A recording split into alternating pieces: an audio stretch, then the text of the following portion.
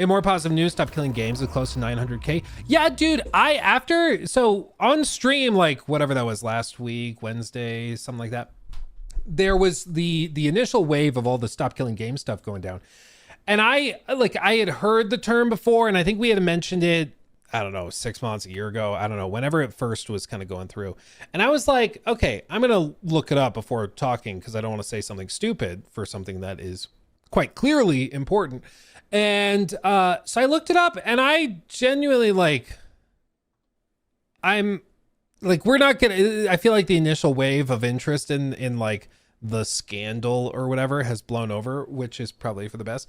But I genuinely I find it so baffling that this has become such like a hot topic. Like, it's like, yeah, is the verbiage in their like petition ready for like legal implementation? Probably not. No. It's a freaking petition, okay? Just because one word needs to be swapped, or you think that, this isn't as precise as it could be, that doesn't mean that you should throw the baby out with the bathwater, you know? Like, I genuinely am like, it's the most actually kind of thing to be against. It's just so dumb. I'm like, and okay, well, I'll get riled up if I get too into it, but I like all of these rules for digital ownership that have been established and the way things are, where you buy something and you don't really own it, you just kind of sit on it and they can take it whenever they feel like it. They don't have to have like land support. They don't have to have anything like that. They can just shut down service and end a game whenever they want. Like, that is that way because that's how like the big companies built it, like, because that's easier for them. Doesn't mean it has to be that way. You know, like, it doesn't have to be that way. It's like you can change things for the better. And what I also don't understand is that, there's consumer advocacy and then there's like industry advocacy. And the goal of both is to advocate for their sides as completely as they can. And then you meet somewhere in the middle, hopefully in a way that makes everybody happy, because both sides are doing tug of war and you end up somewhere in the middle where everybody gets what they want. And so, for me, yes, I would advocate for when I buy something, I own it and I keep it, and you don't get to take it from me. Call me crazy. Okay. Like, when I buy a video game, I think I should own that video game. Whether it's just like holding the executable files, I don't need to have an online connection, whatever. Like, I think I should own that thing because I bought you, I gave you the money for it. I understand right now it's licensing. My statement is that I don't think it should be. I think it should be ownership. That's what I would like to shift and change, But I don't know, man. It's just, I think with a lot of this, like the people, and we all know who, the people that got really, I don't even know what to call it, but tried to be like the smartest person in the room with the topic.